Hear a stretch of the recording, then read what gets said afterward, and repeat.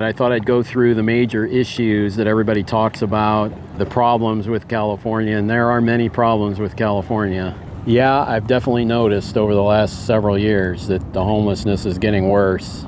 For a single family house, I mean, you're looking at a minimum of $1 million, easy. If you've got a big commute each day, I don't know how you're paying these gas prices. It's crazy. I mean, I don't know how people do it. Actually, San Diego literally has the highest rates for electric rates in the entire country. I live here in San Diego, California, and right now I'm on Harbor Island. I actually rode my bike over here. That's my bike. I'm on the west end of Harbor Island. I'm gonna sit here on one of these rocks here. That's downtown San Diego over there.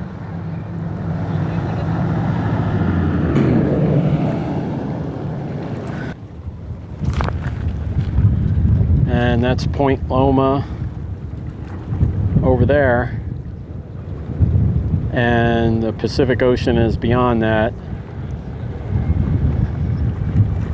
Anyway, I've lived here in San Diego for about 26 years. I've lived in California for about 35 years. I grew up in the Midwest and moved to California after college. So I'm 60 years old, about to turn 61, and I'm still working full-time. But of course, I've been thinking a lot about retirement. And along with that, I've been thinking about where to retire and whether I should leave California. You constantly hear that California is the worst place to retire because of the high costs. And so I've been thinking a lot about whether I should leave. I've been out here in California so long, and I felt like I needed to explore the country a little bit in order to decide whether I should leave or frankly where I should go. And so I took several road trips driving clear across the country. I've actually driven my car all the way to Miami. I've walked around Miami Beach having driven there from San Diego. But I've explored Florida quite a bit, Texas as well. I guess if I'm gonna move, I wanna go to a non-tax state. I've got the classic or traditional 401k where when I withdraw money, I'm gonna have to pay tax, so it'd be great to avoid state tax. So anyway, I've taken several of these road trips and driven, of course, all through other states. I mean, I've been in Colorado quite a bit too, snow skiing. So I've at least driven through all the states. I've spent some time in Nevada. That's a popular place for Californians to move to, and it does not have a state income tax, so I've thought a lot about Nevada as well, and Arizona. And I've taken several of these trips, and I gotta tell you, I mean, when I get back here to San Diego, whether it's winter or summer, it is just like, especially in the summer. I am not used to the heat and humidity. I mean, I've been in those places in the summer and it gets hot. I just got to tell you though, when I get back, I'm so happy to be back to this weather. And I know people who don't live in California are sick of hearing it, you know, oh, the weather's so great. I get it. I mean, I'd be sick of hearing it too. But for some people, and for me, I just love being outdoors, and I just love outdoor activities. And I mean, here I can do that stuff all year long, just with no problem at all. I'm very active. I'm a runner. I ride my bike a lot. I just love being outside. So, having said all that, I guess I've decided, at least for now, I'm gonna try to stay in California. But there's a few things that could cause me to leave. So, I mean, I'm gonna title this video, I'm staying in California, at least for now, but I'm constantly thinking about it. But having said all that, I thought I'd go through the major issues that everybody talks about, the problems with California, and there are many problems with California. And I thought I would walk through the issues, and basically what I've decided is, for me personally, some of these issues don't affect me all that much. but they certainly could affect other people with different situations. And so I'm also going to name this video why I'm staying in California, but you probably should leave or not move here. And I just mean that people have different circumstances, and so it's definitely not for everybody. So I'm going to go through all the bad things you hear about California. At the top of the list, of course, is the cost of housing. I mean, that's number one. Everybody talks about it, and believe me, it is expensive. I mean, it's just outrageous. It was always outrageous, but the pandemic years just took it to a whole new level. I mean, it just seems like it just went up a lot those years. So basically here in San Diego, if you want a house, a single family house, and say you have kids and you want a house in a nice neighborhood and a good school, I mean, for a single family house, I mean, you're looking at a minimum of $1 million, easy. And frankly, depending on the neighborhood, I mean, if it's a really nice neighborhood, I mean, $1 million house would probably be a small fixer-upper. It's insane. And so, yeah, if you're somebody who has kids, you're thinking about moving here, but you want to have a nice house in a great neighborhood, just unless you've got a lot of money, I'd forget about it. I mean, I just would not recommend you move here. But for me, I'm divorced. I do not have kids. I have a condo that I've lived in for the last 21 years now. And it's just a small 2-bedroom, 2-bath. And I actually live right over there in downtown, near downtown, about over there. I love the location. Well, caveat on that I'll get to, but I do love the location. I like my condo a lot. And so I guess I'm kind of set. So anyway, that's housing. So if you want a house, you better have a lot of money to move here. But if you're like me, and again, I don't mind living in a small space. I'd rather trade off small space to live in so I can do all the things outdoor that I can do here. I don't really need a big place. So the next thing you hear about are property taxes. That's related to housing. Everybody talks about, well, high taxes in general in California, which is true. But one of the taxes they talk about is the property taxes and how high they are. But the thing about it is, I mean, I've looked into this a lot, and as far as our property tax rate in California, there's states that have much higher property tax rate than California. I mean, California, as far as the rate, is kind of in the middle of the pack of the states. On my place, at least, my total rate comes to about 1.3%. There's a flat rate of 1%, and then there's all these add-ons, which do seem to be going up with every election. There's something else added on, but right now it's about 1.3% of the value, which is crazy. But the rate is reasonable compared to other states. And so, yeah, the reason the property taxes are so high is because the values are so high, which again is, I mean, people say, well, what's the big deal? It's still expensive. Yeah, it is, but it's not. I mean, I guess what I'm saying is I'd hate to move to another state and pay less for a house or a condo, but because the property tax rate is higher, end up paying the same property tax. I mean, I think that could happen. So yes, it's crazy here, property tax, but I mean, it's not that insane. I mean, it's than other places, so that's what I'm saying. Anyway, another expensive thing about California are the utilities. Of course, everybody across the country utilities have skyrocketed the last few years, and it's no different here. And I think last I heard that, in fact, actually San Diego literally has the highest rates for electric rates in the entire country.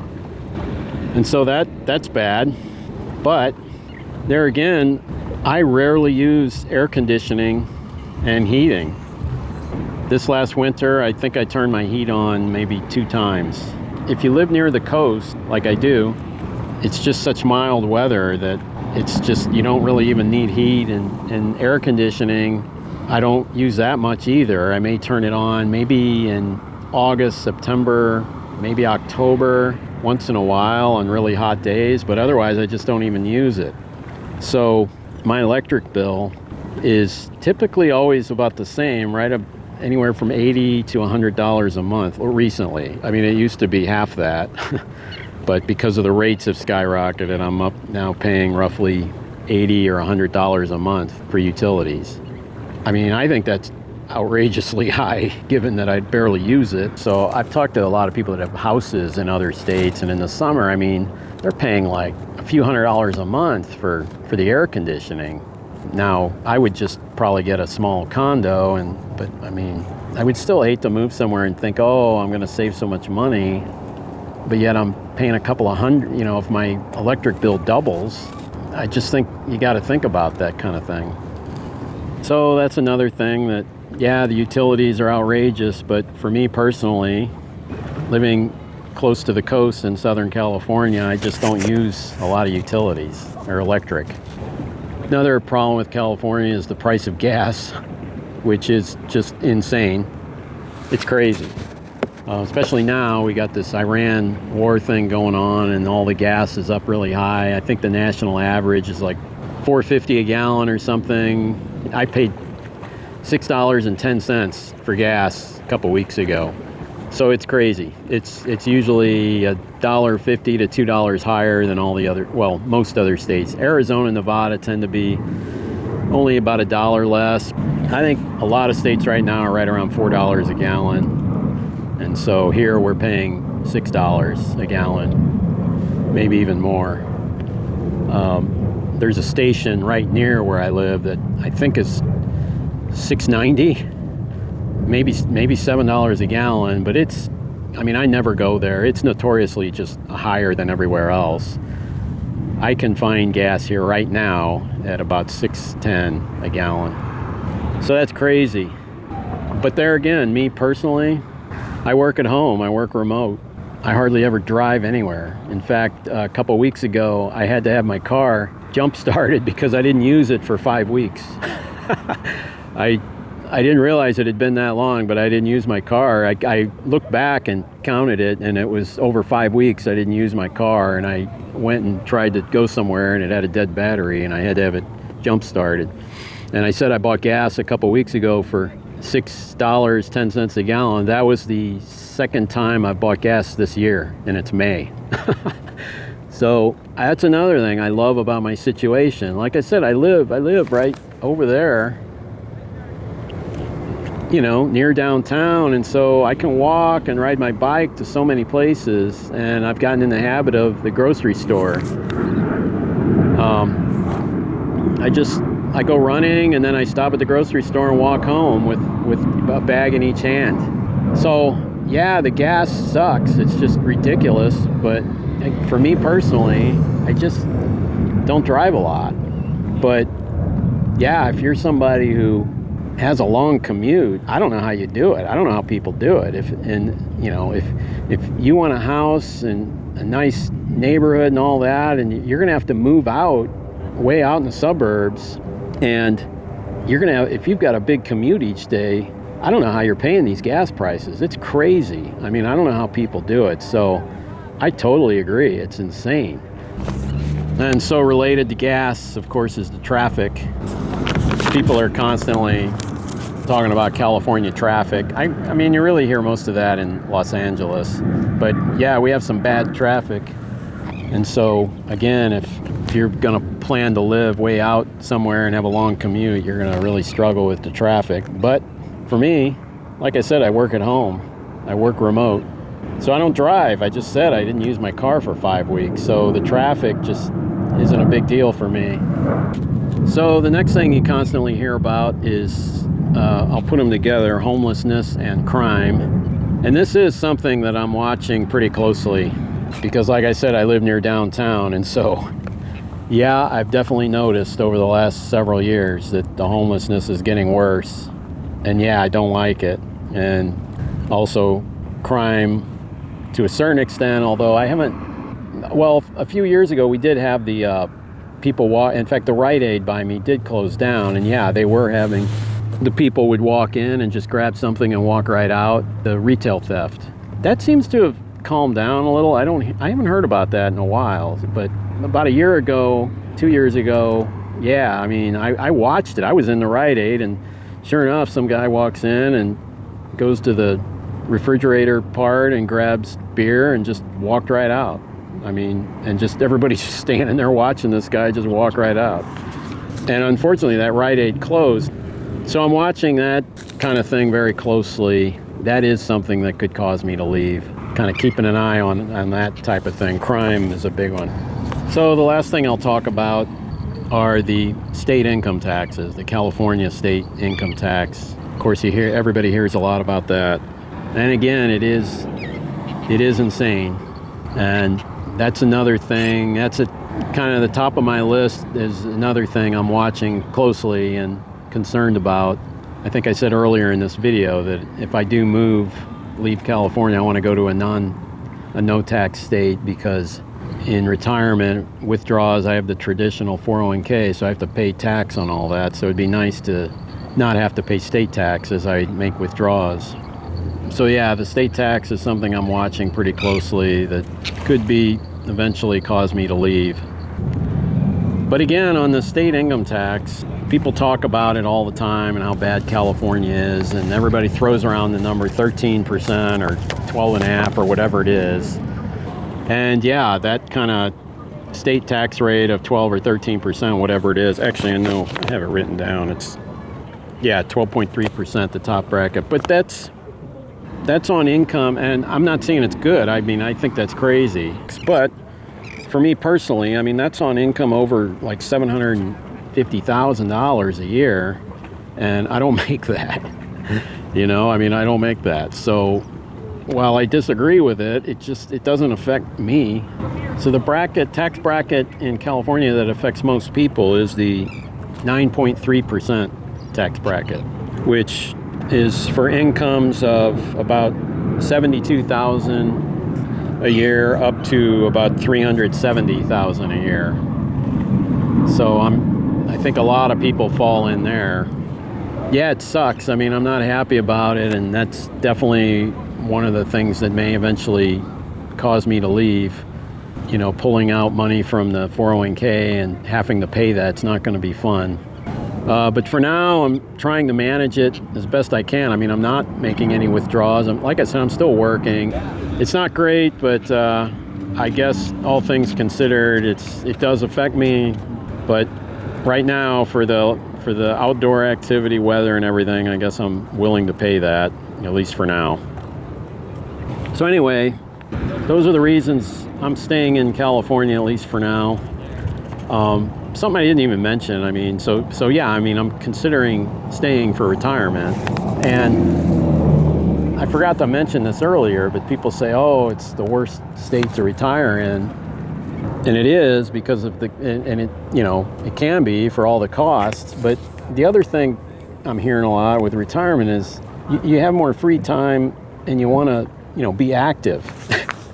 Everybody keeps telling me, you got to keep moving, you got to be active, you got to walk every day, you got to walk and stay active. And I just can't think of a better place than California for that.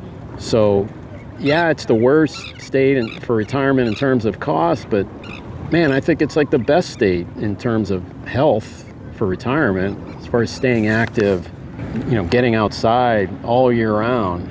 And so that's what's really got me thinking this over. I'm really glad I took those long road trips. I mean, I was on some of those trips for like a month and a half. And yeah, I mean, there was places I was at was so hot. I mean, I just couldn't go out at all. And it reminded me of when I was a kid, being in that humidity and just sitting inside in the air conditioning all day. Anyway, that's the end of my list. And that's all the reasons why I'm staying in California, at least for now.